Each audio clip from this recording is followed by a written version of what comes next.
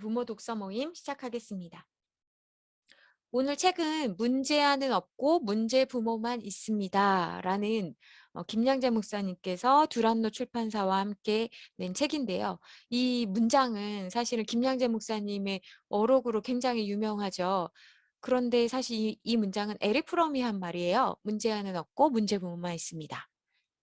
이 말뜻이 무엇을 의미하는지를 우리가 좀 잘 이해할 필요가 있는 것 같아요. 제가 이 책을 여러분들이랑 같이 보려고 한 이유는 문제의 자녀라고 생각하는 것에 대한 새로운 관점이 있거든요. 그것을 좀 우리가 배울 수 있어야 될 것 같아요. 네, 특별히 크리스찬 부모로서 자녀들이 살면서 우리도 그렇고 문제가 없을 수가 없거든요. 문제 없는 게 더 문제예요.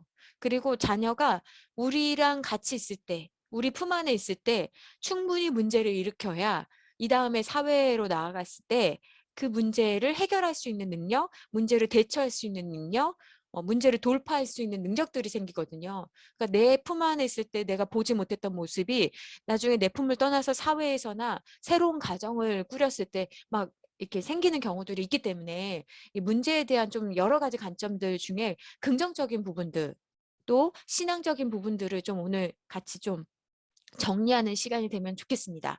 두 번째는요. 그러면 어떤 부모가 최고의 부모일까라는 질문이 항상 우리에게 남거든요. 그래서 그 부분도 우리 같이 한번 나누면 좋겠는데요.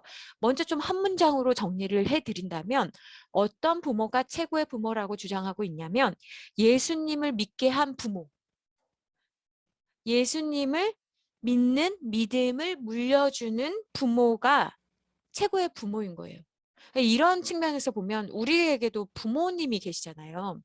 그 부모님이 어, 우리에게 무언가를 해주지 않았다고 하더라도 심지어 어떤 경우에는 폭언과 폭력, 여러 가지 문제를 우리에게 행사했다고 하더라도 그래서 정말 받은 게 하나도 없고 오히려 아픈 기억만 있고 부모님과 함께 있으면서 난 저렇게 하지 말아야지라는 각오를 하게 만든 부모일지라도 그 부모님 때문에 내가 예수님을 만나게 되었다면 그러니까 부모님이 예수님을 소개해 준 것이 아니라 부모님이 나를 너무 힘들게 하니까 내가 하나님 앞에 기도하게 됐고 또 부모님이 나를 너무 괴롭히니까 가정에 머물 수가 없어서 교회를 갔다가 그 교회에서 예배 드리면서 말씀 보면서 찬양 드리면서 하나님을 만났다라고 한다면 그 계기를 마련해 준 그 나를 구박하고 힘들게 했던 그 부모가 사실은 최고의 부모다라는 관점인 거예요.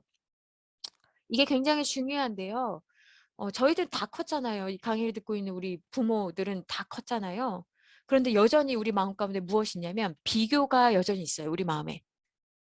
비교가 여전히 있어서 특히 저는 이제 그 서울이지만 시골 같은 교회도 있었고 또 경기도지만 또 굉장히 부유한 교회도 있었고 뭐 여러 가지 이렇게 있다 보면 젊은 부부들이 어떤 생각을 하냐면 이렇게 부모로부터 아파트를 물려받거나 아니면 부모로부터 어떤 재산을 물려받은 경우와 정말 그 아무것도 물려받지 못하고 정말 그 제로 또는 제로 아래에서 그러니까 학자금이나 여러 가지 뭐 전세 대출이나 뭐 이런 거 스스로 해결해야 돼서 정말 어떤 한 교회를 섬기는데 어떤 자녀들은 부모로부터 아파트를 물려받거나 재산을 물려받아서 거기에서 시작하는 경우 그리고 또 어떤 자녀들은 어, 오히려 자기의 학자금이나 이런 빚 또 자기가 이제 가정을 꾸렸는데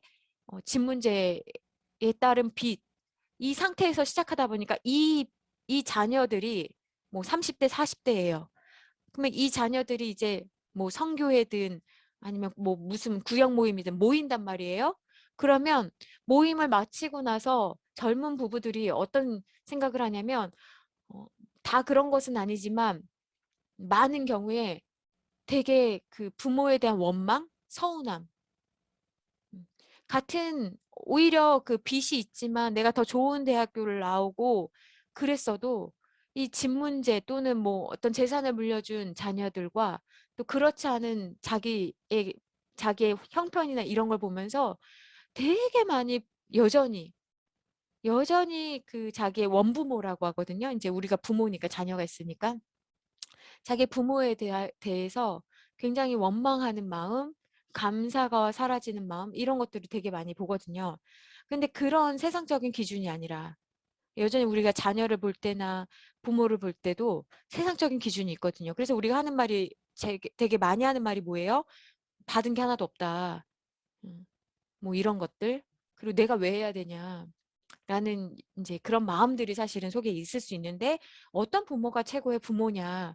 이것은 우리의 원부모에 대한 생각일 수도 있고 또 우리의 자녀를 키우면서도 이 자녀에게 나는 어떤 부모가 될 것이냐라는 물음이 될 수도 있다라는 거예요.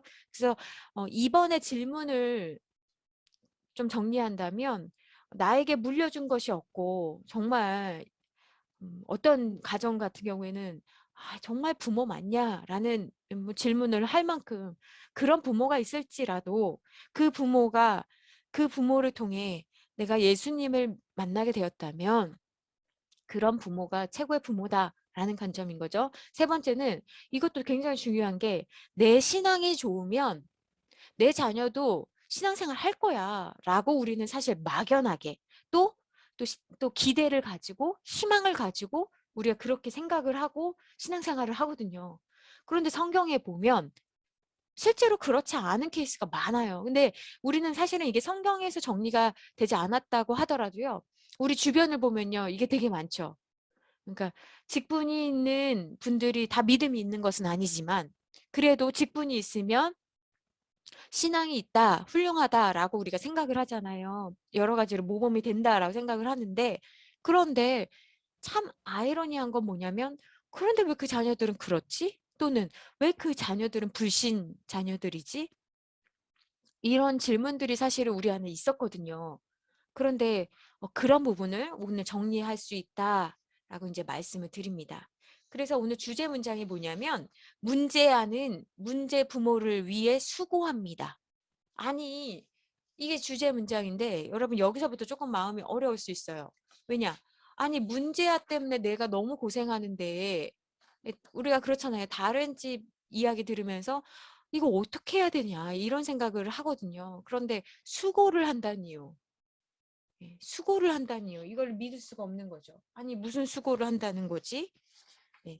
그래서 페이지 4쪽에 보면 이 문장이 나오거든요. 페이지 4쪽에 보면 이제 이런 질문들이 나온다는 거죠. 아, 나는 아이에게 잘해준 것밖에 없는데 아니 왜 나더러 문제 부모라고 합니까? 라는 질문이 나올 수밖에 없다. 그런데요, 여러분 이거는요. 예수님을 믿는 사람이나 믿지 않는 사람이나 똑같이 말하는 질문이에요. 나는 아이한테 잘해준 것밖에 없어요. 난 열심히 산 것밖에 없어요. 그런데 하나님 왜 그러세요? 이게 우리에게 있는 사실은 풀리지 않는 질문이거든요. 욥기를 읽어도 욥은 욥이고 나는 나지. 난 욥이 아니에요. 라고 이야기하면서 우리 안에 있는 고민이고 갈등이거든요. 그러니까 아이를 향해서도 그런 거예요. 아이한테 왜 서운할까요? 내가 너를 위해서 어떻게 했는데 네가 나한테 이래. 배우자한테도 그러죠. 배우자의 외도, 뭐 배우자의 사업 실패, 뭐 이런 것들, 배우자의 무슨 문제 있을 때도 내가 당신을 위해 얼마나 이렇게 했는데 당신이 나한테 이러냐라는 질문이 똑같거든요. 그런데 이런 것을 이 책에서는 어떤 관점이라고 이야기하냐면 인본주의적 관점이다라고 이야기해요. 자, 인본주의적 관점은 뭐예요? 쉽게 말해서 예수님 믿는 사람이 갖는 관점이 아니라 모든 사람이 가지고 있는 그냥 생각이라는 거예요. 사람이라면 그냥 쉽게 할 수 있는 생각인 거죠. give and take 같은 거죠. 예. 그래서 우리는 이런 관점이 있기 때문에 늘 기도를 하면서도 막히는 게 있고요. 풀리지가 않는 거예요. 그래서 여러분 오늘 우리가 이 책 나눔을 통해서 독서 모임을 통해서 이 문제가 좀 새로운 관점으로 우선은 관찰을 하시면 좋겠고 그 다음에 이 문장을 가지고 좀 씨름하는 시간들이 아마 필요할 거예요. 자, 문제하는 문제 부모를 위해 수고합니다. 이 문장이 내게 불편한 이유는 왜냐하면 뭐 여러 가지 이유가 있지만 머리로는 우리가 항상 하나님이 우리에게 주신 선물이다라는 생각을 합니다. 자녀를 생각할 때. 그러면 여러분 우리가 선물이라고 할 때 우리는 어떤 생각을 해요? 완벽해야 된다. 이 선물이. 그리고 이 선물은 나에게 좋은 것이어야 된다라는 생각이 있어요. 그래서 자녀가 아프거나 자녀가 실패하거나 자녀가 실수하거나 자녀가 문제를 일으키면 우리는 어떤 생각을 해서 이제 이게 대치가 돼요. 하나님이 나에게 주신 것은 완벽한 것이고 아름다운 것이고 선한 것이고 보기에 좋은 것이어야 되는데 왜 나에게 선물로 주신 이 자녀가 나를 아프게 하는 거지? 왜 문제를 일으키는 거지? 그럼 이 선물 아닌데? 이런 생각을 한다라는 거예요. 그러니까 우리는 자녀가 내 뜻대로 되지 않거나 자녀가 문제를 일으키거나 내 생각, 내 계획의 바운더리를 넘어설 때 우리는 화가 나고 속상하고 막 몸이 아프고 막 이렇다라는 거예요. 그래서 여러분 우리가 이 문장에서 이제 시작할 때 그런 인본주의적 관점 있잖아요. 예를 들면 난 너한테 잘해준 것밖에 없는데 내가 너 이거 하려고 내가 얼마나 일도 하고 얼마나 수고하는데 이 관점에서 그리고 세상에서 가르치는 그 가르침 그리고 사람들이 만나면 늘 하는 이야기가 그런 거잖아요. 거기에서 우리가 어디로 갈아타야 되냐면 신본주의적 관점. 신본주의적 관점은 뭐예요? 하나님께서 보시는 그 관점으로 우리가 같이 그 관점을 가질 때 우리의 문제가 해결될 수 있는 거예요. 왜냐하면 인본주의적 관점은 땅에서 하는 생각이고 신본주의적 관점은 하나님의 시각에서 보는 관점이기 때문에 위에서 보는 관점이기 때문에 더 폭넓고 더 확대되고 문제만 보는 것이 아니라 문제를 넘어서서 이 아이의 모든 삶의 미래까지도 볼 수 있는 관점이니까 그렇기 때문에 그렇습니다.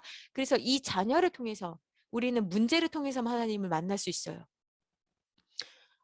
그것이 자녀의 문제든 뭐 배우자의 문제든 내 문제든지 간에 여러분 우리는요 그것이 뭐 원부모의 문제이든지 간에요 우리는 연약해서요 정말 문제를 통해서만 하나님을 만날 수 있거든요. 그래서 특별히 그 문제가 자녀의 문제를 통해서 우리는 자녀가 문제를 일으킬 때 비로소 우리는 하나님의 말씀이 들리고 하나님께서 나에게 무엇을 원하실까 를 고민하게 되면서 거룩을 이어갈 수 있다라는 것을 기억하시고 이제 시작해 보도록 하겠습니다. 자, 그러면 이 주제 문장을 가지고 우리가 나눌 질문은 뭐냐면 도대체 나는 왜 자녀 문제로 무너질까라는 거예요.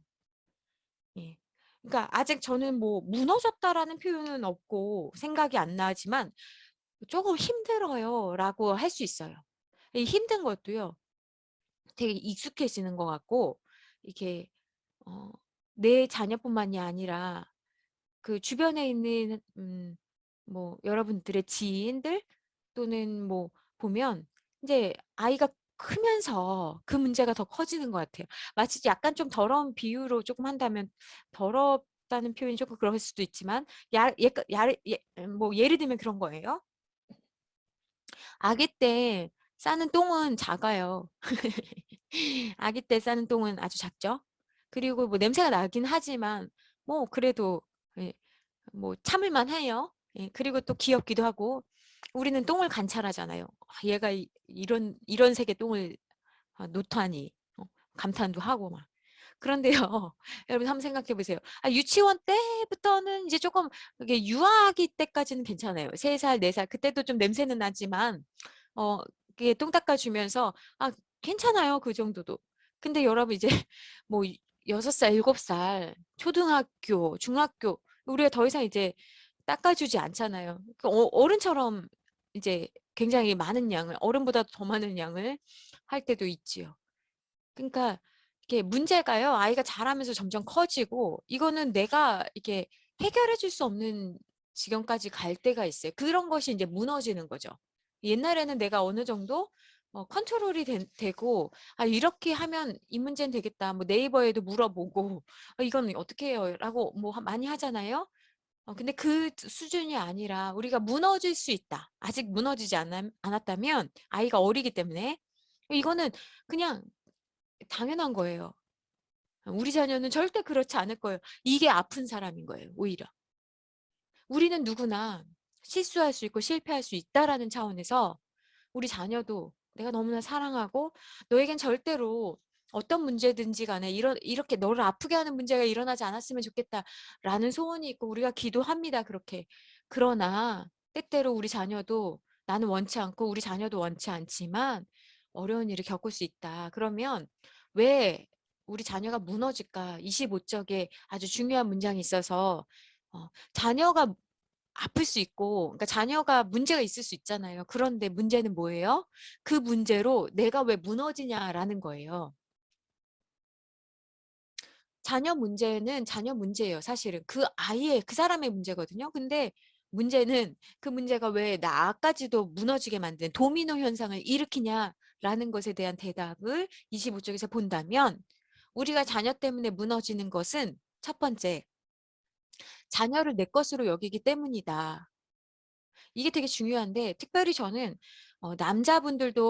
남자분들에게도 강의를 하고 여자분들에게도 강의를 하는데 남자분들 같은 경우에는 정말로 이걸 이해를 하셔요. 그런데 제가 볼 때는 예, 아이를요, 자기 뱃속에서 10달, 8달, 9달 품었던 사람과 그냥 이렇게 자기 신체의 일부가 아니었던 사람이 느끼는 거는 정말 달라요.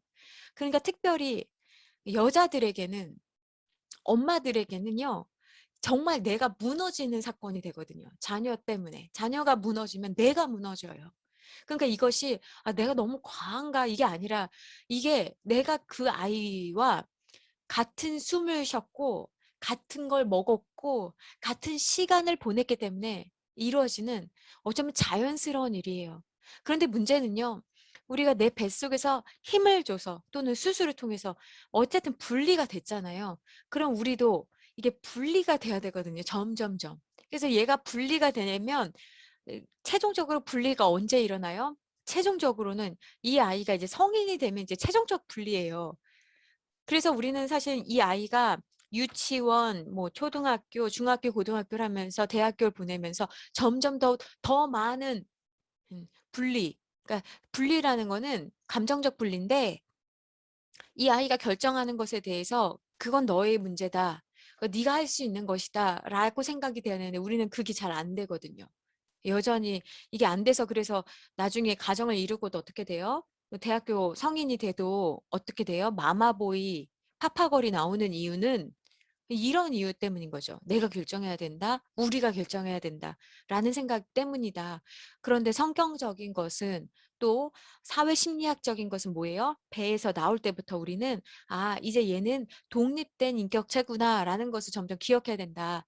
그래서 우리는 이것이 잘 안 되기 때문에 여전히 우리가 무엇을 경험해요? 자녀의 성적이 우선 떨어지면 우리는 그날부터 어떻게 돼요? 지인들에게 물어보죠. 어디 학원이 괜찮냐? 물어보고 또 우리는 막 검색과 또 주변을 살피면서 이 아이의 이걸 어떻게 해결해야 될지를 굉장히 고민을 하게 됩니다. 그럴 수 있어요. 전 충분히 이해가 됩니다. 그런데 이것뿐만 아니라 친구 관계에 문제가 생기거나 어떤 일탈이나 방황이나 어떤 문제가 생기면 사실은 부모이기 때문에 마음이 와르르 무너져요. 근데 여러분 그것이요 사실은 하나님의 마음이기도 합니다. 하나님은요, 어, 우리가 아파하잖아요. 자녀 때문에 우리가 아파할 때 하나님은 또 우리 위해서 우리를 보시면서 또 아파하십니다. 왜냐면 하나님이 원하시는 것은 우리가 막 아파하고 힘들어하고 이런 거 아니시잖아요. 그러니까 우리는 진짜 하나님의 마음도 와르르 무너지시거든요. 그런데 여기까지는 괜찮아요. 근데 우리 안에 이것이 넘어서서 어떤 마음이 있냐, 무엇을 봐야 되냐? 자녀가 성적이 떨어졌는데 이제 눕는 분들 있어요. 막 아파가지고, 몸이 아파가지고. 그리고 너무 또 열심을 내는 분들도 있죠. 그러니까 그게 왜 그러냐? 자녀를 통해 이루고자 하는 내 욕심이 있기 때문에 그렇다. 그러니까 여러분 우리가 성적이 떨어지면 막 난리가 나거든요, 진짜로. 여러분 지금은 뭐 모르지만 중학교, 고등학교 그러면 많이들 그러시는 분들이 많죠. 왜냐면 중요하니까.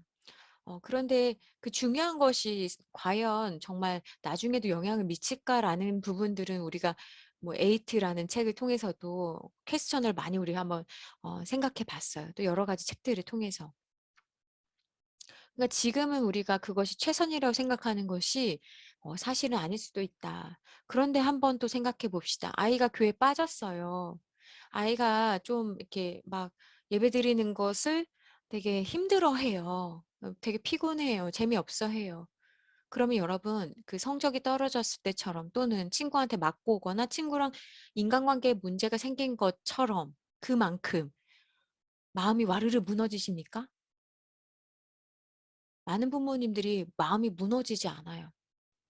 왜냐하면 무너지지 않고 식사를 그냥 똑같이 하실 수 있을 정도로 아무렇지 않은 정도. 그래 그러면 다음에 예배 드려. 뭐 예를 들면 이렇게 하고 넘어가거든요. 중요한 게 아니기 때문에 그렇다는 거죠. 그러니까 부모가 그걸 중요하게 생각하지 않아요. 29쪽에 보면 기막힌 영적 후사의 비밀을 깨달은 것은 아픈 에임이라는 사람 때문이다. 그러니까 29쪽에 보면 어떤 예화가 나오냐면 굉장히 유능한 엄마예요. 그래서 어떤 아이를 했는데 그 입양한 아이가 5번째 아이인 에임이에요. 그러니까 그 자녀가 5명인데 그 앞에 4명도 다 입양을 했는지는 모르겠어요. 이 책에는 안 나와 있으니까. 근데 5번째 아이를 입양을 했다라는 거예요. 근데 입양을 했을 때 이 아이가 이렇게 아픈 아이인지 모르고 입양을 했어요. 근데 오자마자 이 아이가 너무나 많이 아픈 거예요.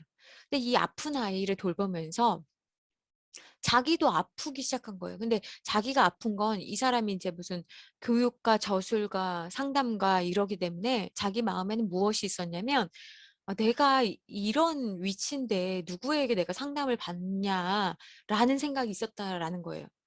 그래서 자기가 사실은 몸이 아프니까 자기 몸이 아파가지고 병원에 갔더니 의사가 하는 말이 당신은 이제 몸이 아픈 게 아니라 당신 마음이 아픈 거다. 상담을 해야 된다라는 이야기를 했다라는 거예요.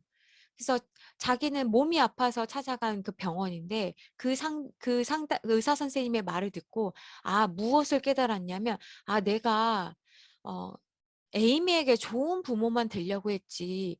내 위에 계신 하나님이 나의 부모가 되신다는 것을 내가 잊어버렸구나. 라는 걸 깨달았다고 하거든요. 그래서 이 아픈 에이미가 왜 영적 자녀냐. 왜냐면 왜 영적 자녀라고 표현을 하냐면 그 예화에 나왔던 그 사람의 표현에 따르면 이 아픈 에이미, 그러니까 그동안 아이를 4명이나 키웠어요. 근데 얘네들을 통해서도 깨닫지 못했던 거를 누구를 통해서 깨달았냐? 입양한 이 아픈 아이, 에이미를 통해서 내가 뭐가 문제인지를 비로소 드디어 깨닫게 되었기 때문이라는 거죠.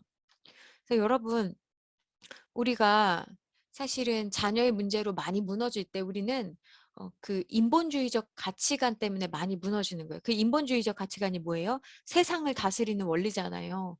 그래서 너네는 이번에 어떻게 시험을 봤냐? 이게 부모의 또 자랑이자 또 고민거리이기도 하죠.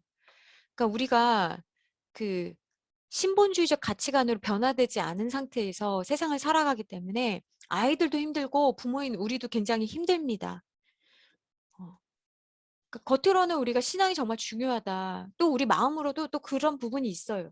그런데 정말 결정적일 때는 우리는 어떤 거를 선택하게 되어 있거든요. 두 개를 선택할 수는 없어요. 한 가지를 선택하게 되거든요.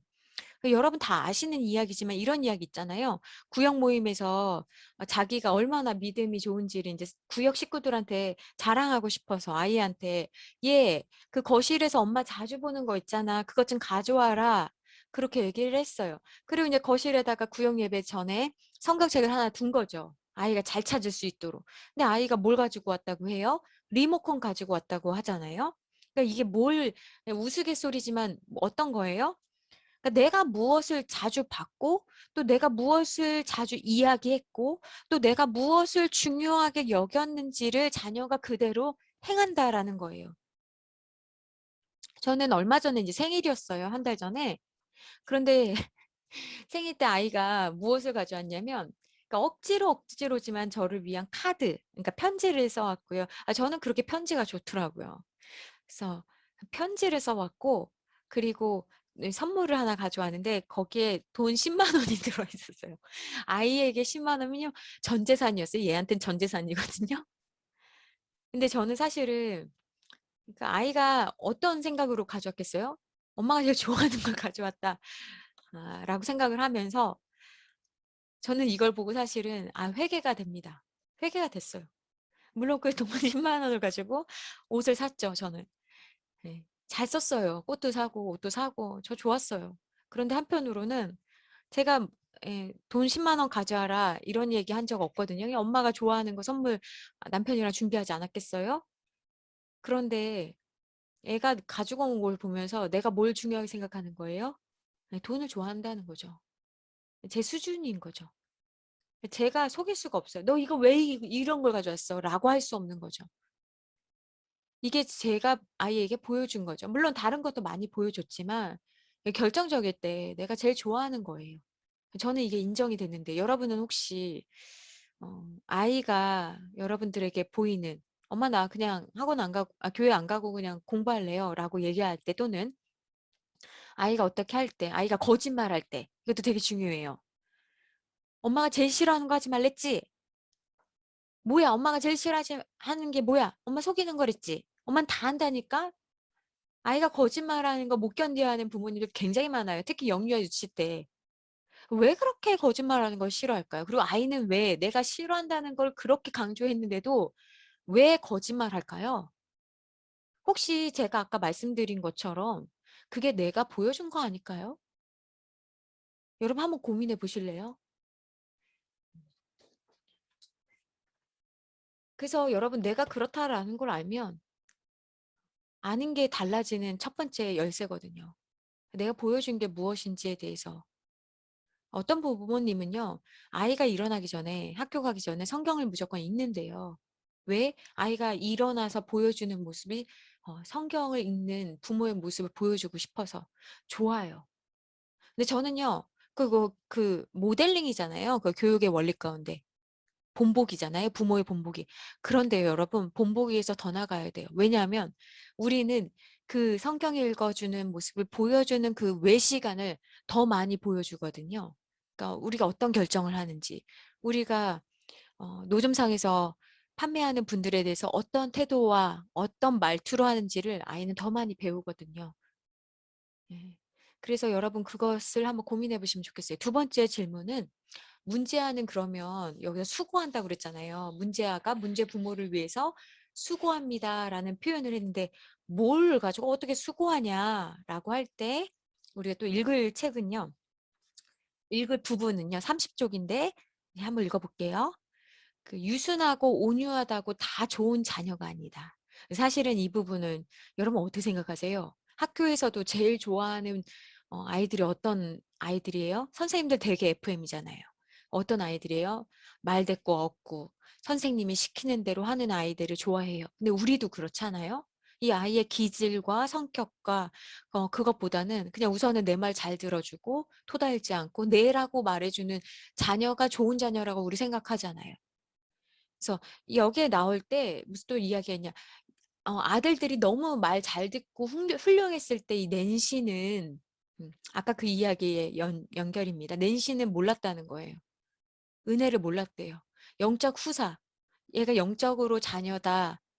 그 의미도 몰랐다라는 거예요. 그런데 언제 비로소 알았냐? 그 입양한 아이가 자녀가 내 힘으로 어찌할 수 없을 만큼 속을 썩여야.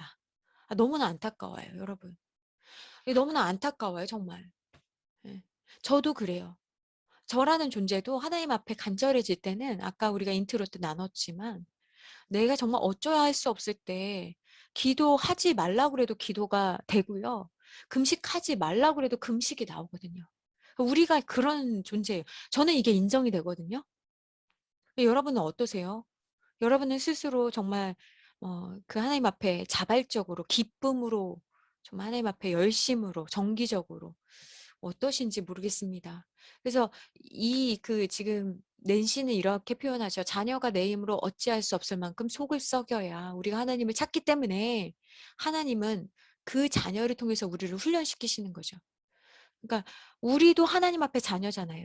그런데 우리는 문제가 없으면 하나님 안 찾으니까 돈 떨어지지 않으면 부모님께 안 가니까 예.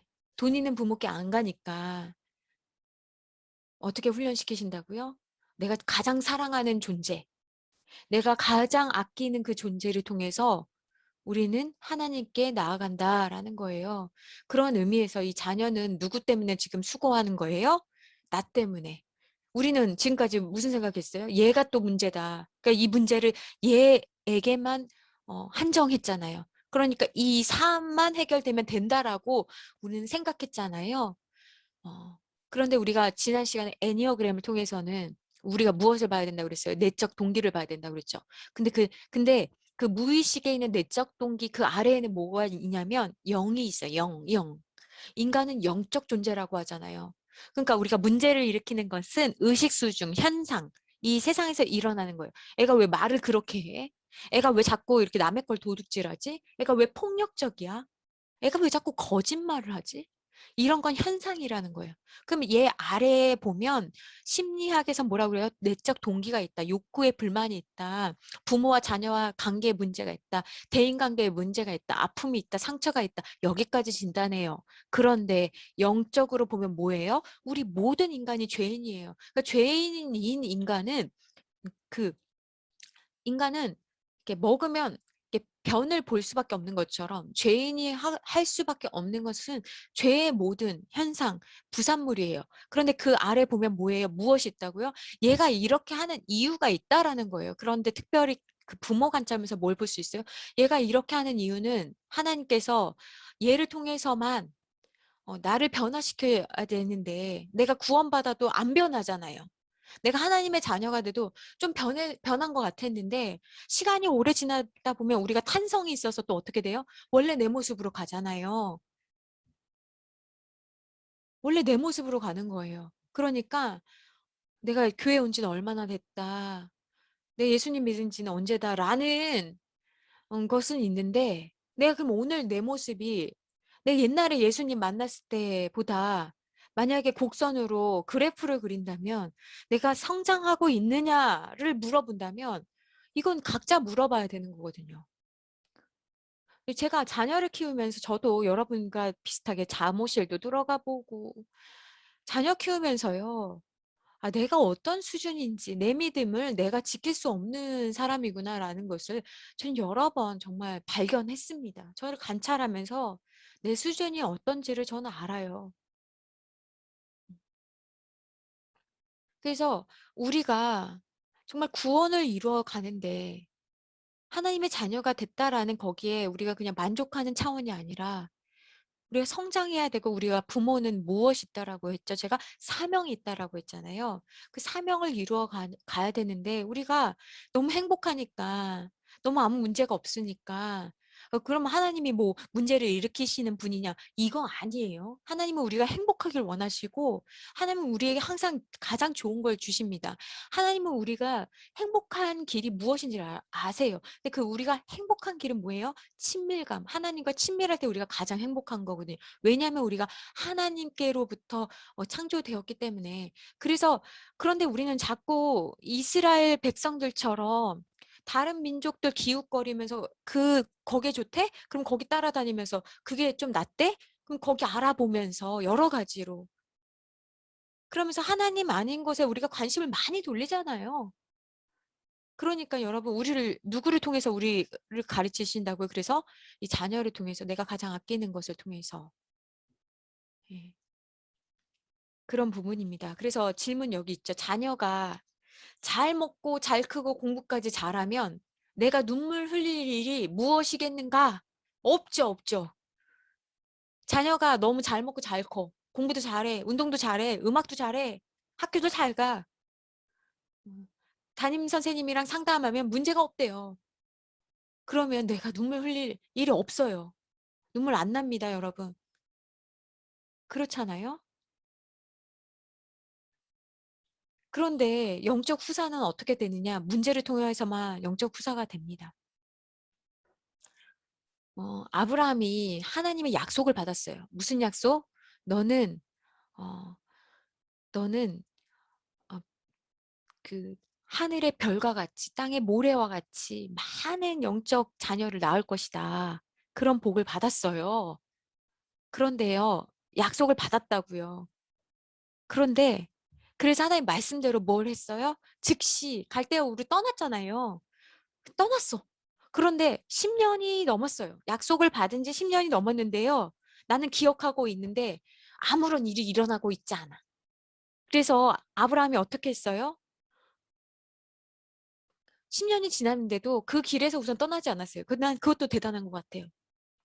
우리도 마찬가지 아니에요? 성경 읽다 보면 이 약속이 있는데 이 약속이 뭐 약속이 나한테 주어진 말씀이라고 해도 우리 시간이 지나면서 많이 잃어버리죠. 그리고 잊어버려요. 그리고 심지어 그 길에서 떠날 때도 있어요.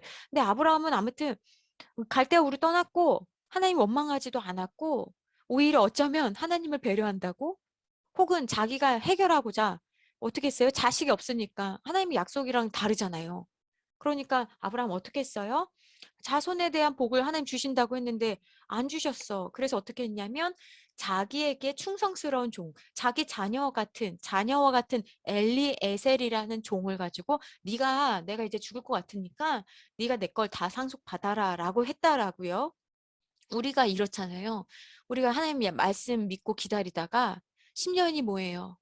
물론 저도 그렇습니다. 저희 부모님을 위해서 제가 뭐 30년 이상, 저희 아버지를 위해서 30년 이상 최소한 기도했지만 제가 실망하고 낙심할 때가 언제예요? 내 기도 언제 들어주시냐 이거거든요. 제 레퍼토리가. 근데 아브라함도 그런 거죠. 기다리다가 안 될 것 같으니까 불안함과 두려움 있지 않겠어요? 그래서 어떻게 해요? 자기 상속자를 마음대로 정한 거잖아요. 여러분 되게 여기서 굉장히 중요한 포인트가 있는데요. 갈대아 우르까지 떠났어. 자기가 살던 그 터전을 아예 다 벗어버린 거거든요. 거기도 떠났어. 고향 버릴 수는 있어. 친척들, 가족들 버릴 수 있어. 하나님 말씀이라면 그래 뭐 할 수 있어. 학력, 경력 버릴 수 있어. 다 버렸다고요. 그런데요, 아브라함 통해서 우리 무엇을 배웁니까? 그런데도 마지막까지 우리가 못하는 것이 뭐예요? 못 기다리는 것이 뭐예요? 자녀라는 거예요. 자녀는 못 기다려요. 자녀는 못 넘어서요. 여러분이 미리 알고 계셔야 됩니다. 그럼 우리는 아브라함처럼은 안 돼야 되지 않겠어요? 자녀는 내 마음대로 하고 싶은 마음이 있어요. 요셉이요, 이제 죽을 때가 돼서 요셉이 아버지가 요셉이 죽을 때가 아니라 요셉이요. 아버지가 죽으실 것 같다. 임종이 얼마 남지 않았다라는 걸 듣고 요셉이 어떻게 했냐면 자기 아버지인 야곱에게 자기 아들을 데리고 갑니다. 첫째 아들이 므낫세고요. 둘째 아들이 에브라임이에요. 므낫세와 에브라임. 그래서 야곱이 얘네가 누구냐? 그러니까 요셉이 아들들입니다. 라고 이야기를 해요. 그러니까 이 야곱이 뭐라고 하냐면 내가 너희 아들들을 축복하겠다. 이스라엘에는 그 장자에 대한 축복권, 그 아버지의 영적 축복권이 굉장히 있거든요. 여러분, 우리 지금 부모인 여러분들도요, 축복권이 있어요. 자녀들 위해서 기도하실 때 축복할 수 있는 거예요. 그런데 입술로 저주하시는 분들도 많더라고요. 네가 그렇게 해서 잘 되는지 보자. 이런 분들도 많고요. 말을 이렇게 하지 않더라도요. 막 자녀에게 막 심한 욕하시는 분들도 있어요. 뭐 저도 마찬가지지만요. 근데요. 그 요셉이 이제 아무튼 첫째 아들, 둘째 아들 데려갔다고요. 근데 이제 야곱이 나이가 많으니까 눈이 좀 어두워요. 그런 줄 알고 이제 축복을 하는데 오른손이 그 옛날 그 이스라엘에서 오른손이 그 축복권이 더 강하다? 그러니까 누군가를 한 명을 축복할 때 오른손으로 안수를 하거든요. 그런데 야곱이 이렇게 안수를 할 때, 축복할 때 보니까 첫째가 므낫세라고 그랬잖아요. 므낫세한테 오른손으로 하는 게 아니라 왼손으로 하고요. 에브라임 둘째한테 오른손으로 하는 거예요. 그러니까 안수를 할 때, 축복할 때 크로스, 이렇게 손이 크로스로 한 거죠. 그래서 요셉이 보고 아버지가 지금 눈이 안 보여서 이렇게 했나 보다. 분명 내가 얘가 첫째라고 얘기를 했는데, 어? 아버지, 그래서 이제 요셉이 얘기해요. 아버지, 얘가 첫째예요. 그러니까 아버지 얘한테 오른손을 올리셔야 돼요. 여러분 여기 이거 잘 기억해서 한번 들어보세요. 그러자 아버지가 뭐라고 그랬냐면, 아들아, 내가 안다.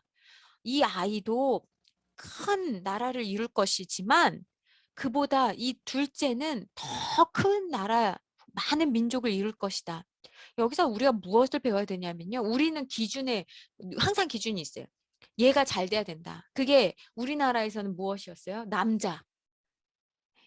그리고 그 남자 우선주잖아요. 그래서 학교 여자들은 안 보내도 남자는 가야 된다. 네가 우리 집안을 살려야 된다. 우린 지금도 그런 부분이 있어요. 자녀가 한 명이든 두 명이든 네가 좀 잘 돼야 된다라는 생각이 우리한테 있다라는 거예요. 그래서 영적 후사가 안 되는 거예요. 그러니까 그 야곱이 에브라임을 축복했던 것처럼 우리가 생각하는 그 세상적인 질서가 아니라는 거예요. 예. 그러니까 때로는요, 만약에 자녀가 두 명 있다 그러면 내가 볼 때 얘는 아닌 것 같아. 걔가 나한테 잘할 아이고 그 아이가 영적 후사일 가능성이 있다. 자, 그러면 성경에도 문제 부모가 있냐? 성경에도 문제 부모가 있죠. 실제로. 어떤 것이 문제일까요? 49쪽에 보니까 여러분 우리가 늘 그 많이 나오는 제사장 엘리. 제사장 엘리가 뭐죠? 우선은 제사장이에요. 그러면 굉장히 직분이 높은 사람이라고 할 수 있어요. 그러니까 적어도 죄가 무엇인지를 알고 죄에 대해 민감한 자리에 앉아 있는 사람이 제사장이죠. 그러면 여러분 나는 제사장이 아니니까 나랑은 상관없어요 라고 생각할 수 있는데 이게 집사 엘리라고 해볼까요? 그러면 어렸을 때부터 우리는 무엇이 선이고 악이고 어떻게 해야 되는지를 아는 우리와 같은 크리스찬 부모에게 무엇이 잘못되었다라고 하나님은 말씀하시냐면요. 왜 제사장 엘리가 잘못된 교육을 자녀들에게 했냐? 성경은 이렇게 이야기하고 있어요. 너무 사랑해서. 너무 사랑해서 아들들을 교육하지 않았다는 거예요. 그러니까 어떤 교육을 하지 않았다라는 거예요? 하나님을 어떻게 믿어야 되는지를 자녀들을 너무 사랑해서. 이 모습이 어떨까요? 너무 사랑한다라는 게 그러니까 아버지의 지금 사랑을 이야기를 하고 있는데 이게 너무 자녀를 너무 사랑한다라는 게 다를 것 같아요. 다 각자마다. 각자마다. 그래서 이 아들들이 어, 그 성전을 섬기는 여인들과 잠자리를 하고 그래서 이게 사람들에게 들키고 아, 아들들이 지금 문제가 있습니다. 이야기를 들었어요. 엘리가. 그래도 혼내지 않고 교육하지 않고 훈계하지 않고 혼내지 않았다라는 거예요. 여러분 이렇게 우리가 안 좋습니다 들리거든요. 하나님의 사인으로 알아차리지 못했어요. 그리고 그냥 방임한 상태. 근데 그 방임이 뭐 때문이라고요? 자녀를 너무 사랑해서. 너무 사랑해서 안 가르쳤다는 거예요. 자녀랑 관계가 나빠지고 싶지 않고 자녀에게 싫은 소리 못하는 부모님들 되게 많아요. 되게 많습니다. 여러분 주위에도 한번 생각해 보세요. 네. 여러분이 아는 권사님, 지사님. 저분은 성품이 너무 좋아서 자녀들한테 못 가르치시는 분들이 있어요. 그럼 그 자녀 지금 어디 있냐고요. 자, 두 번째, 자녀를요, 우상의 제물로 바치는 경우가 있어요. 여러분, 그러면 이게 지금 이방 민족한테 일어난 일이 아니라요, 이스라엘 민족이 이랬다고요. 이스라엘 민족이 누구예요? 하나님 믿는 사람들이요, 자녀를 우상한테 바쳤다고요. 심지어요, 자녀를 그냥 제물로 바쳤다는 건요, 구약에 보면 어떻게 돼 있냐면, 예레미야 뭐 7장 31절에 보면 자녀를요, 불태워서 죽인 거예요. 우상한테 바칠 때. 얼마나 잔인해요? 그러면요, 자녀를 제물로 바쳤다는 게 뭐예요? 자녀는 죽어요. 없어졌어요. 그럼 왜 그렇게까지 해야 되는 거예요? 나를 위한 거예요. 오늘날 자녀의 문제가 나한테 되는 게 내가 무너지고 이게 왜 그러는 거예요? 내가 걔한테 기댔는데 나를 위한 것이라는 거예요. 그러니까 믿는 부모에게 공통된 마음이 뭐예요? 우상에게 내가 가장 소중하게 여기는 자녀를 바쳤다는 거는 전부를 바쳤다는 거거든요. 그러면 무슨 마음이 있어요? 우상에게 내가 이렇게 시간과 물질, 자녀들까지 줬으니까 나한테 어느 정도 보상해 주겠지. 이런 걸요, 학원에다가 할 수도 있는 거고요. 이걸요, 어떤, 뭐 내가 신뢰하는 사람일 수도 있고요. 뭐 어떤 무언가일 수도 있죠. 왜냐면 각자마다 우상이 다르니까요.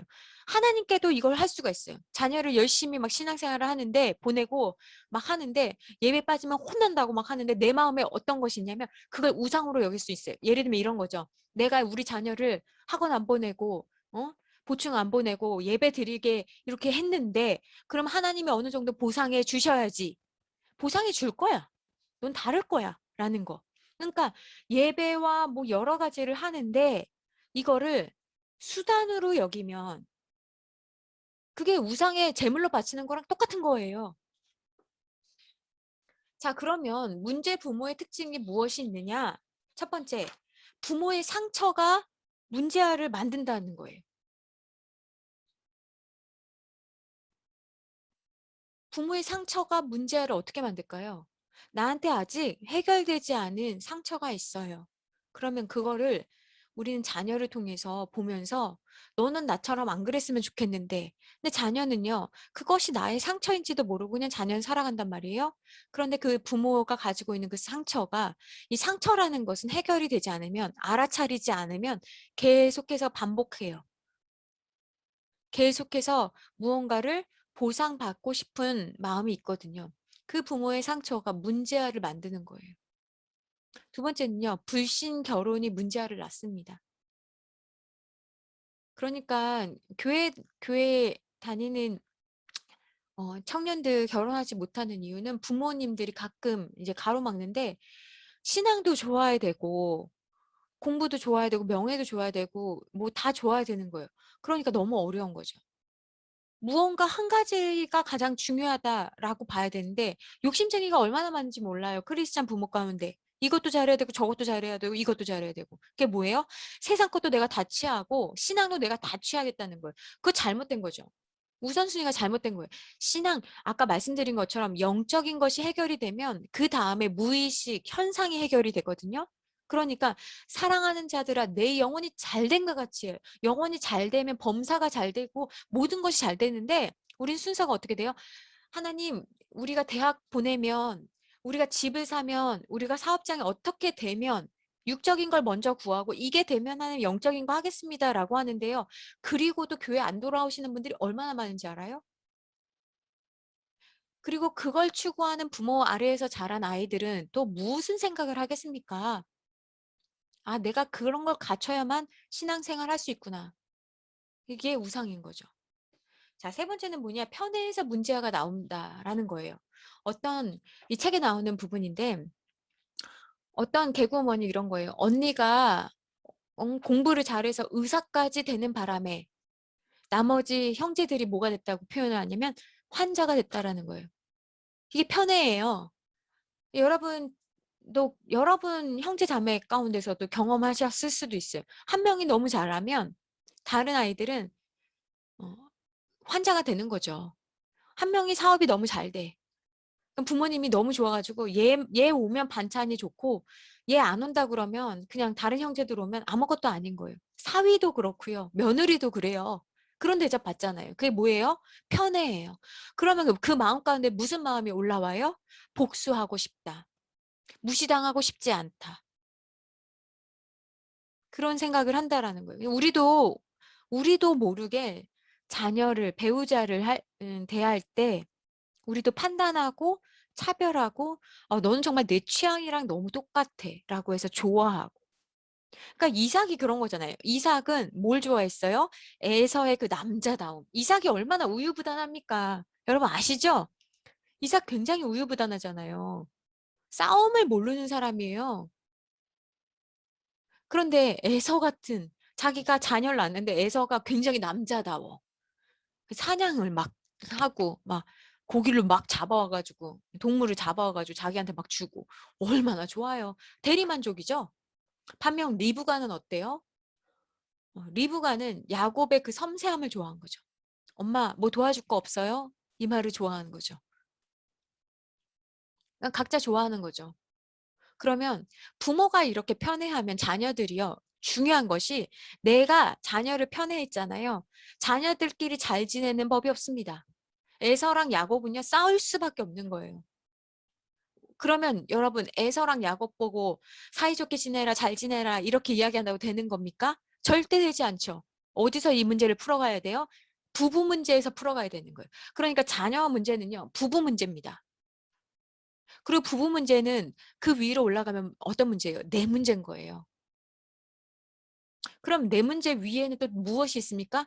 내가 그렇게 자라면서 받았던 여러 가지 삶의 환경에서 올라온 생긴 찌꺼기들이 있는 거예요. 자, 그러니까 리브가는 야곱이 이쁜 거죠. 또 야곱은 또 누구만 또 이뻐했어요? 참 희한한 게요. 레아가 자기에게 그렇게 충성스럽게 해도요. 라헬이 좋은 거예요. 이게 어쩔 수가 없는 거예요. 이걸 보면서 여러분, 나한테 잘하고 내 말 잘 듣는 자식 안 이뻐할 부모가 어디 있겠습니까? 세상 부모도 다 이뻐하고요. 세상의 모든 사람들은 그런 사람 다 좋아합니다. 근데 이것을 가지고 내가 자녀를 정말 사랑한다라고 착각하면 안 된다라는 거예요. 여러분은 어떠십니까? 여러분은 부모로부터 차별받으셨습니까, 혹시? 네. 난 차별 안 받았는데요. 네. 차별 안 받았을 수도 있어요. 근데 혹시 내가 차별을 받았다면 내가 그 받은 경험을 가지고 나도 똑같이 차별하고 있지는 않습니까? 성경에 나온 문제와 문제 부모를 한번 정리를 해보겠습니다. 첫 번째, 여러분 사무엘 대단하죠? 사무엘.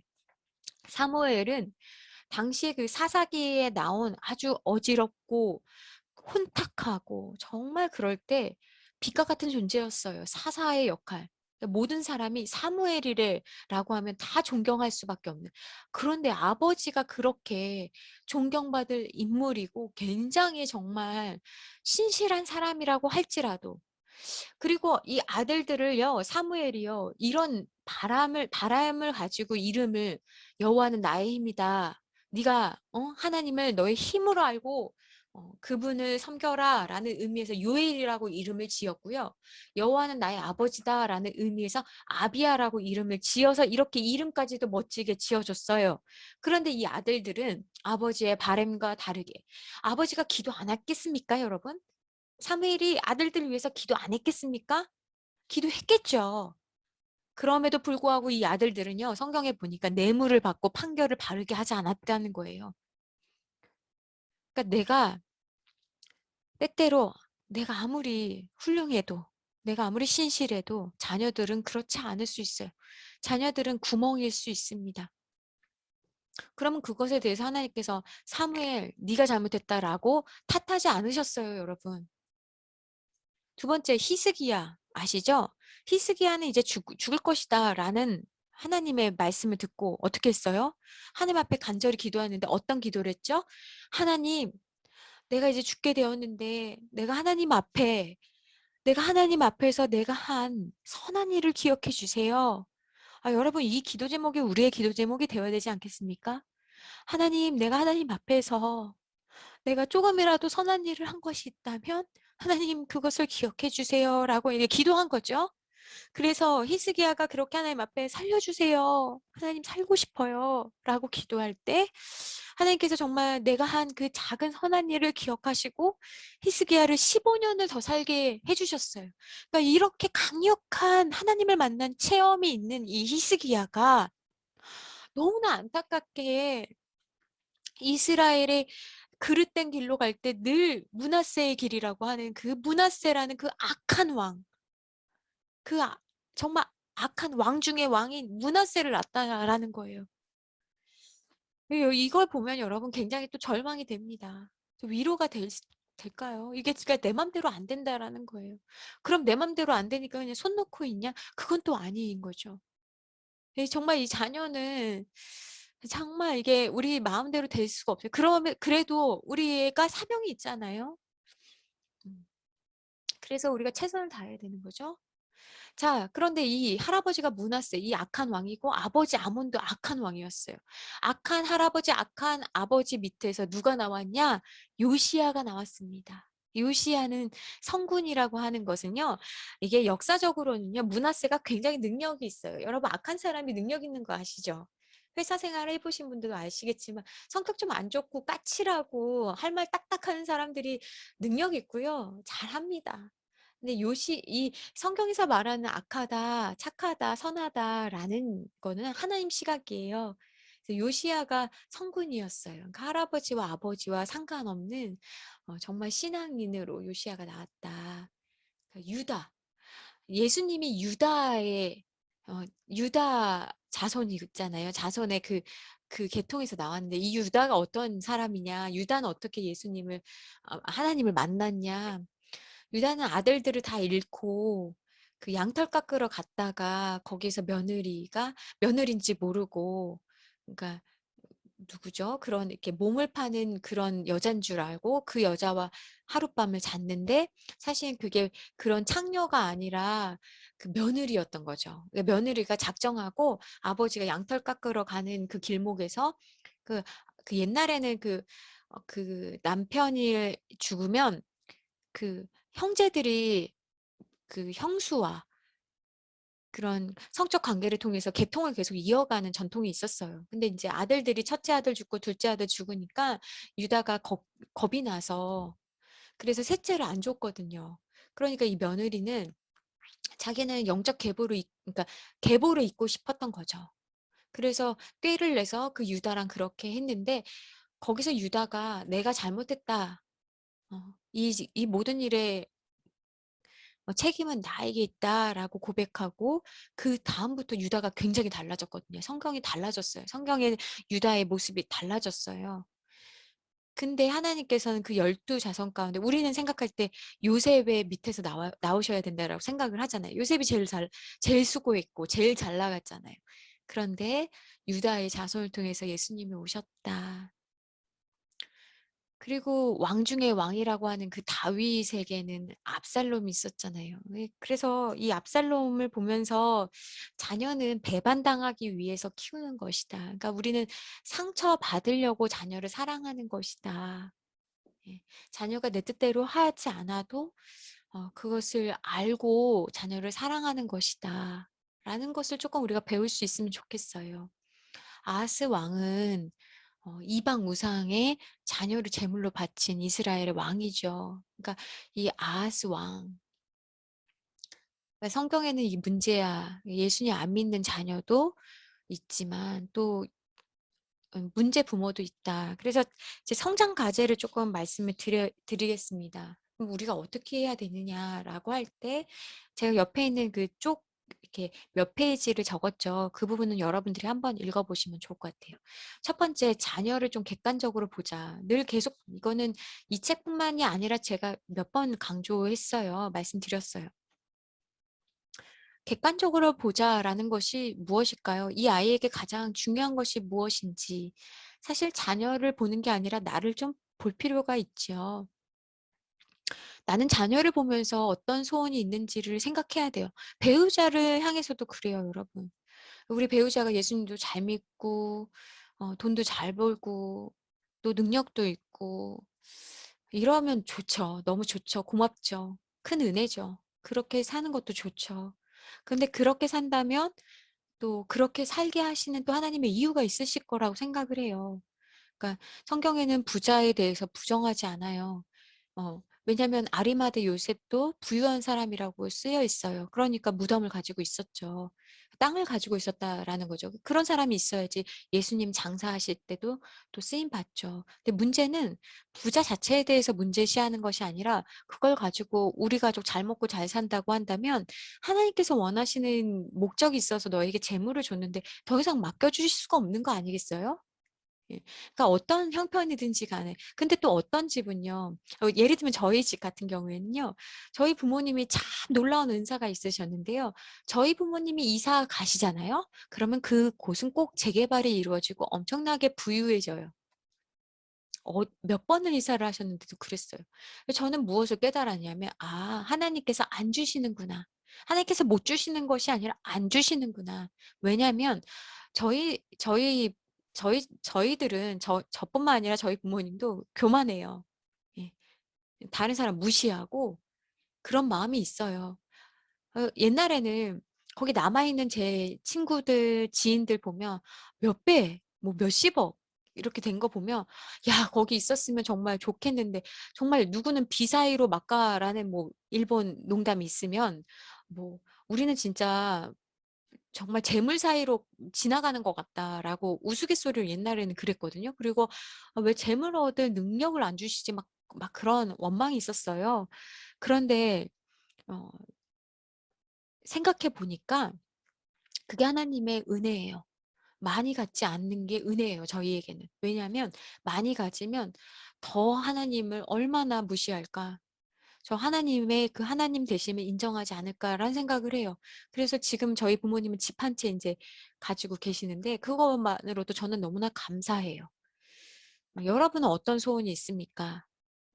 여러분은 교회 안 가도 아이들이 또는 배우자가 교회 안 가도 어, 그냥 우리의 필요를 채워주면 그거면 된다라고 혹시 그걸 더 중요하게 생각하십니까? 제가 아는 어떤 집사님은 남편이 너무 능력이 있으세요.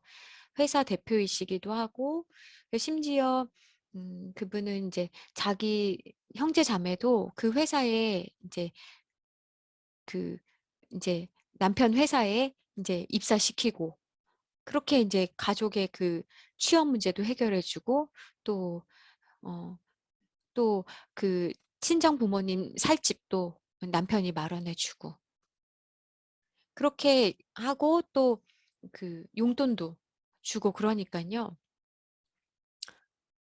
남편이 이렇게 신앙생활을 제대로 하지 않고 어떤 것들에 대해서 간절함이 없거나 다른 길로 갈 때, 잘못된 걸 할 때 잘못됐단 말을 하지 못하더라고요.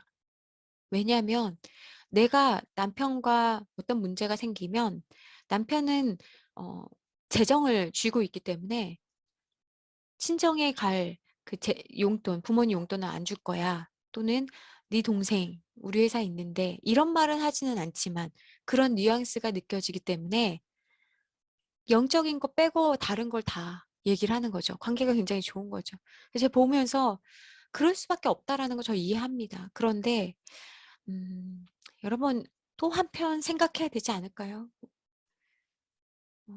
우리에게는 이 세상의 삶이 다가 아니라 그 다음이 있거든요. 제가 어느 순간부터 저희 아버지를 위해서 기도할 때 어, 정말 하고 싶지 않은 기도이지만 저는 이제 그런 기도하죠. 하나님 정말 이렇게 건강할 때 다 잃어도 정말 하나님 자녀 되게 해달라고 그렇게 정말 간절히 기도해요. 예. 나한테 잘해주지 않아도 나한테 미안하다고 말하지 않아도 괜찮다고 하나님 자녀 되게 해달라 하나님 예배하는 자가 되게 해달라고 이렇게 기도하고 있습니다. 두 번째 흉년이 와도 하나님께 맡기라. 이게 무슨 이야기냐면 그 114쪽에 보면 유학 보내는 부모 이야기가 나와요. 그러니까 우리는 자녀를 위해서 고생할수록 무엇이 올라오냐면 생색이 나옵니다. 생색이 나니까 이걸 자녀한테 말할 수밖에 없잖아요. 이게 우리가 우리의 힘으로 하는 거예요. 하나님이 주시는 힘과 능력으로 하면 생색이 안 올라오거든요. 근데 이제 우리 힘으로 하니까 생색이 나서 늘 우리가 자녀들한테 이렇게 하는 거죠. 네가 이렇게 학원을 갈 수 있는 건, 네가 유학을 갈 수 있는 건 아버지가 아니면 내가 이렇게 고생하기 때문이다라고 이야기하는 것이 모든 부모님들의 주제가예요. 계속 부르는 노래라는 거죠. 그러니까 아이들이 그렇게 부모님이 고생했기 때문에요. 아이들이 혼자 뭐 결정하지도 못하고요. 나에게 하나님께서 허락하신 내 길이 무엇이지를 생각 못하고 그 미국에서 교수님들이 그러셔요. 1.5세대, 2세대들은요. 너무나 힘든데요. 몇 가지가 힘든데 아까 크리스찬 부모여서 더 힘든다라는 것도 얘기를 말씀드렸고 뭐가 또 힘드냐면 다른 이제 미국 아이들은 자기 길을 선택하는데 이 1.5세대, 2세대 아이들은요, 부모의 꿈까지, 부모의 바램까지도 안고 그 길을 선택해야 되니까 한 길이 아니라 두세 길인 거예요.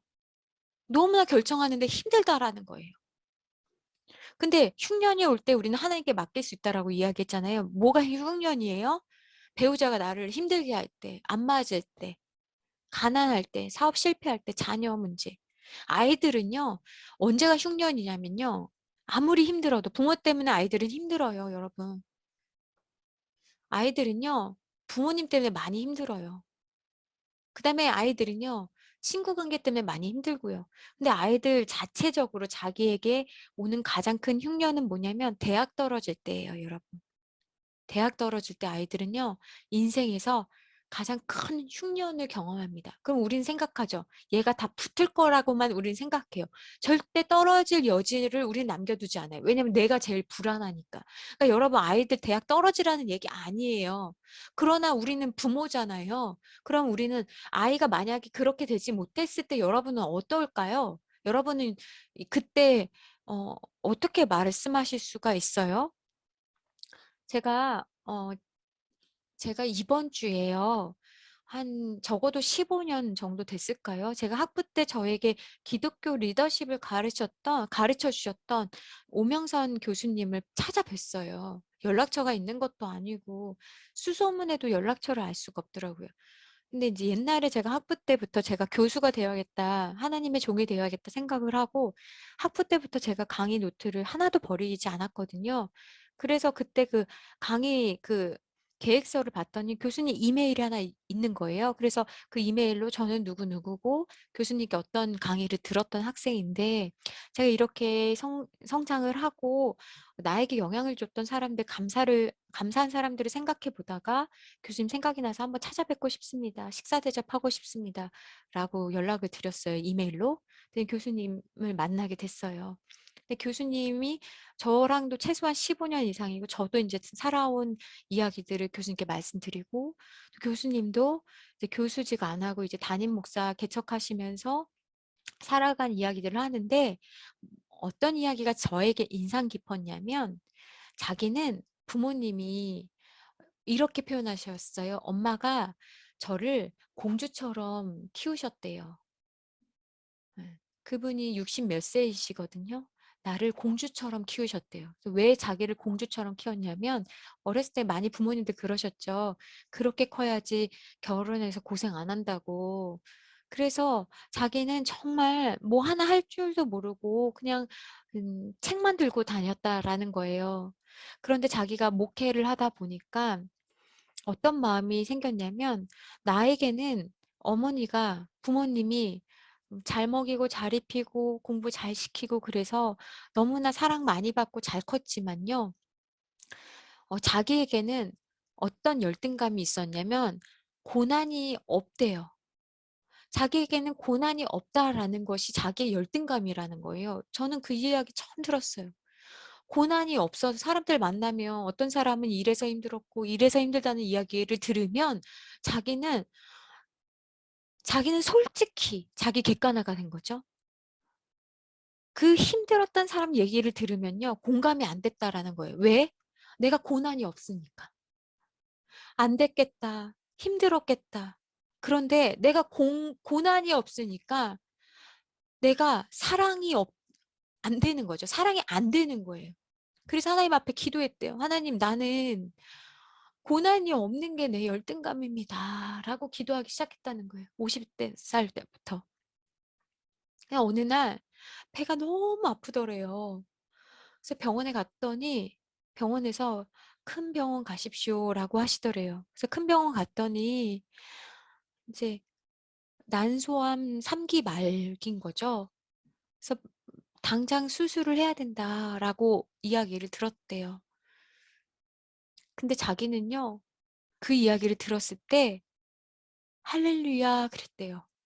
하나님, 드디어 저에게 고난을 주시는군요.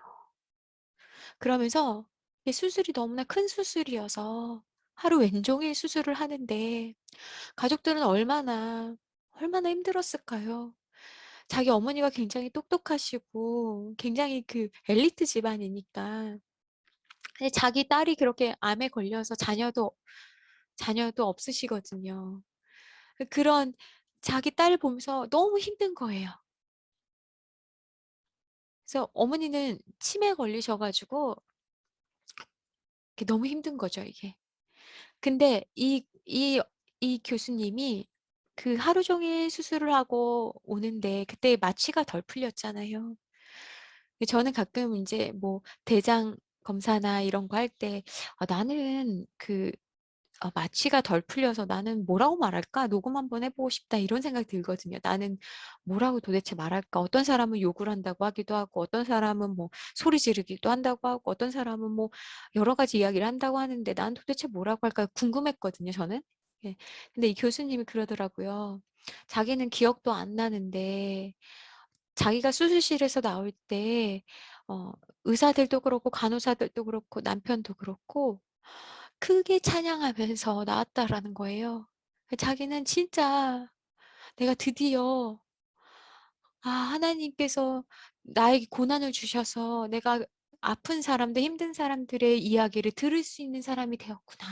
그리고 또 한 가지, 내가 그렇게 이제 죽을 병에 걸리게 되니까 내가 이제 죽음에 대해서 어떻게 생각하는지에 대한 거를 내가 나를 보게 되었는데 내가 죽음이 두렵지 않더라. 이 얘기를 하시더라고요. 여러분 어떠세요? 우리는 흉년 다 싫잖아요. 그죠?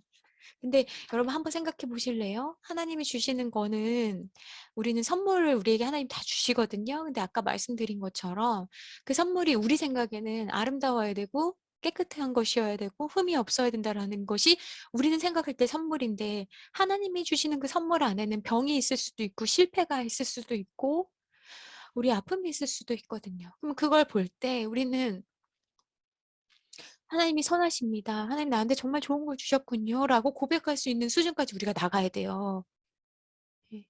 그런데 우리 하나님을 믿지 못하니까 우리 선물을 풀었는데 만약에 그런 게 나오면 하나님 안 계셔. 하나님 나한테 어떻게 이렇게 하시죠? 하나님 날 버리셨어요? 나도 이제 하나님한테 어떻게 하는지 하나님 한번 보실래요?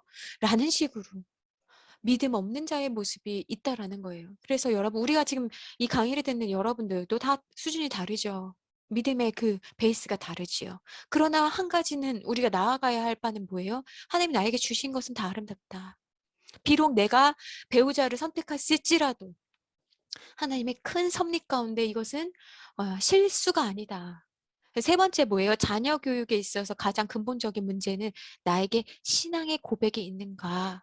히스기야는요, 그렇게 이제 128쪽 이 책에 보면 이 자녀들이 너의 자녀들이 바벨론 왕궁의 환관, 그러니까 무슨 말이냐면 너 자녀들이 너 때는 아닌데 하나님께서 히스기야 살려주시면서 너 때는 아닌데 네 자녀들이 다른 나라에 환관, 그러니까 뭐 종으로 내시 같이 그렇게 끌려가야 될 거야라고 얘기해 주실 때 저는 이 성경북 읽을 때 무슨 생각이냐면 어머 지는 병이 났으니까 자녀들에 대해서는 어떻게 여호와의 말씀이 선하니이다 이렇게 말하거든요. 히스기야가 어머 저 이기적인 인간 봐라. 자기는 병 낳고 이제 더 산다고 하니까 자녀들 모른 척 하는 거 봐라 라고 저는 사실은 제 수준이 연약해서 약해서 성경 읽는 눈이 작아서 적어서 얕아서 전 그렇게 생각했는데 그게 아니라 예? 그게 아니라요, 여러분. 때때로 우리 자식들이 내 말 안 되거든요. 안 듣거든요. 그러니까 제가 아버지를 위해서 기도할 때 하나님 저 집을 없어져도 정말 가난해져도 아버지 예수님만 믿게 해주세요라고 하는 것처럼 때때로는 예? 자식이 바벨론에 사로잡혀 갔다 와야 된다라는 말씀에 히스기야는 뭐라고 한 거예요? 아멘 한 거예요. 하나님께서 이 사람의 구원을 위해서 우리에게 여러 가지 고난을 주실 때 우리도 아멘 할 수 있으면 참 좋겠습니다. 그게 아멘 할 수 있는 거예요. 여러분 이제 들으셨으니까. 그게 잘못된 게 아니고 실수가 아니고 실패가 아니고 하나님의 더 큰 그림 가운데 한 부분이라는 거, 지나갈 수 있다라는 거, 통과한다라는 거, 머무르는 게 아니라는 거. 네 번째 뭐예요? 그래서 부모는 본이 돼야 된다. 146페이지에 이런 표현이 있어요. 예수 없이 똑똑한 부모는 자녀들을 질리게 만든다. 그리고 지식과 교양에 걸려 넘어지게 한다. 여러분 이 문장 어떻게 생각하십니까? 예수 없이 똑똑하면 지식과 교양에 걸려 넘어지게 한다는 거예요. 그러니까 다 멋진 옷 입고 예쁘게 입고 와서 아무 문제 없는 것처럼 하니까 자녀들도 그런 것만 이게 보는 거죠. 그런데 남편이 핍박하고 구박하고 바람피고 사업 실패해도 아내가 예배만 드리게 해주세요라고 너무 사모한 나머지 인내하니까 남편이 나중에 돌아왔다라는 이야기들이 너무나 많아요. 그래서 성경에 보면요. 디모데도 그렇고요. 만약에 남자와 여자로 하면요. 여자가 먼저 바로 서야 되는 것 같아요. 왜냐하면 우리는 아이를 낳아본 경험이 있기 때문에 영적으로 잉태한다라는 것도 이게 쉽지 않다라는 것을 우리는 너무나 잘 이해할 수 있어요. 그래서 본이 돼야 된다. 다섯 번째, 어려서부터 신앙 교육을 해야 된다. 아까 저는 이제 똥의 그 냄새 크기에 대해서 좀 더러운 이야기를 했지만 194쪽에 무슨 표현이 있냐면 아이들도 쥐새끼 때 잡아야지 나중에 돼지가 되면 못 잡는다는 거예요. 호랑이가 되면 더 못 잡는다는 거예요. 돼지같이 돈 벌고 호랑이처럼 권세를 가지면 이제 자녀들 무서워서 못 말해요, 여러분. 말 못합니다. 그래서 어떨 때 신앙 교육해야 된다고요? 어려서부터 해야 된다라고. 그래서 정말이지 청소년 때까지는요 목숨 걸고 자녀가 예배 드리는 것뿐만이 아니라요. 그 집짓기 같은 그런 거 있잖아요. 그런 데도 가고요. 영적인 집회 좋은 거 있으면 그것도 여러분이 같이 가셔야 되는 거예요. 네. 해외든 예? 뭐 국내든요, 좋은 데는요, 얘가 하나님을 만났다라는 고백이 입에서 나올 때까지는요, 여러분들이 최선을 다해야 돼요. 이걸요, 누가 어떤 교회에 맡기고 사역자한테 맡기고 그렇게 할 수가 없어요, 여러분. 예. 그러다 시간 놓치면 어떻게 하실래요? 애들이 똑똑해지면요, 여러분의 말발로 안 돼요. 애들이 돈 많이 벌면요, 안 돼요. 여섯 번째, 나부터 순종하자. 우리는 이런 생각 많이 하는데 이건 좀 어려울 수 있어요. 여러분들에게. 어떤 분들에게는. 이 순종이라는 건요. 창조 질서를 따른다는 거예요. 그럼 창조 질서를 따른다는 게 뭐예요? 우리는 어떤 사람은 이런 이야기 합니다. 내가 하나님의 말씀을 순종하지만 남편의 말은 순종하지 못하겠어요. 왜냐하면 왜 남편이어야 돼요? 그래서 그것이 여러분 이렇게 한번 생각해 보세요. 남편의 자격이 부족하기 때문에 순종하라는 게 아니고요. 가정의 질서를 세워야 되기 때문에 순종인데요. 그럼 내가 순종하는 척이 아니라 왜 순종해야 됐냐? 그걸 보면서 우리 가정의 질서가 잡히거든요. 그러니까 예수님을 믿을수록 잘 믿을수록 우리 원부모가 나에게 못해줬더라도 나는 순종을 하게 되거든요. 주 안에서 순종하게 되는 건데요. 그러면 어떤 마음을 가져야 되냐? 너가 자격이 없다라고 우리는 생각을 많이 해요. 예를 들면 배우자의 외도, 배우자의 뭐 어떤 채무, 부도 뭐 여러 가지를 하면 자격이 없다라고 생각을 해요. 근데 그 자격은 우리가 주는 게 아니라 우리가 결혼한 이상 우리 헤어지지 못하잖아요. 우리가 결혼할 때 서약서 들었던 거 기억나세요? 그러니까 우리가 어떤 사람이 너는 이제 돈을 많이 버니까 아니면 넌 똑똑하니까 자격을 주는 게 아니고요. 돈과 상관없이 그 역할, 하나님께서 이 사람을 세우셨다는 그 역할에 순종하는 거예요. 그래서 저는요, 너무 배운 여자잖아요. 저는 남편보다도 더 많이 배웠고 경력도 더 많고 강의도 많이 했고요. 그러니까 저는 사역자 세계에서 엘리트라고요. 죄송해요. 이런 표현에서 예를 든 거예요. 예. 예를 들면 저는 엘리트라고요. 그러면 제가 남편을 볼 때 우리 남편이 훌륭한데 객관적으로 훌륭하지만 제 수준에서 남편을 볼 때는 이것도 잘해야 되고 이건 고쳐야 되고 이런 제 마음에요. 거기에다가 우리 시댁은 또 부도가 났지. 연로한 부모님들을 모셔야 되지. 전 생색낼 게 너무나 많은 거예요. 우리 남편은 목사니까 또 재정적으로 너무나 부족하지. 저도 마찬가지고요. 그러니까 제가 무시할 거리가 뭐예요? 막 그런 거잖아요. 그러니까 어느 날 저희 남편이 그러더라고요. 여러분 정말 제 수준이 이런 것에 대해서 여러분에게 죄송하지만 제가 오픈하는 이유는 여러분 자신이 여러분 자신에게 오픈하라는 거예요. 여러분은 저한테 여러분의 아픔을 얘기하지 못하잖아요. 제가 얘기할 수밖에 없죠. 저희 남편이 어느 날 그러더라고요. 목사에게 너가 도대체 바라는 것이 무엇이냐? 내가 너 어디 가서 그럼 돈이라도 훔치냐? 왜냐면 너무 이렇게 적은 사례로 많이 이렇게 해야 되는 부분들이 저에게는 고민이었고, 그러니까 저는 하소연한다고 남편한테 그랬는데 남편에게 할 말이 아니었죠. 부목사인 남편에게 해야 할 말이 아닌 걸 알면서도 저는 이제 남편의 자존심을 긁으려고 너는 돈도 못 벌고 너는 공부도 나보다 못했고 너는 나보다 실력이 부족하니 그러니까 너는 나한테 잘해야 되지 않겠니? 라는 넌 내가 부모님도 모시니 넌 나한테 잘해야 돼. 너는 내 말을 따라줘야 돼. 라는 저는 멸시와 무시가 있었어요. 그러니까 어느 날 우리 남편이 그러더라고요. 네가 나를 정말 무시한다. 근데 저는 인정하지 않았어요. 저는 그리고 그 말을 들었을 때 너무 놀랐어요. 아, 내가 정말 무시하고 있었구나라는 것을 조금 느끼고 있었는데 왜냐하면 제가 그 내면에 그런 게 있었으니까. 근데 우리 남편도 알고 있다라는 것에 전 너무나 놀랐어요. 그리고 그때부터 저는 하나님 앞에 회개하기 시작했어요. 하나님 아, 내가 인정하는 질서는 내가 따르지만 내가 인정하지 못하는 질서는 따르지 않고 있다는 것을 하나님 앞에 회개했어요.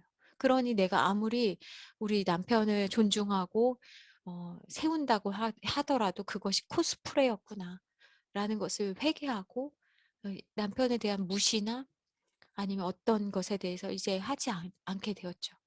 예.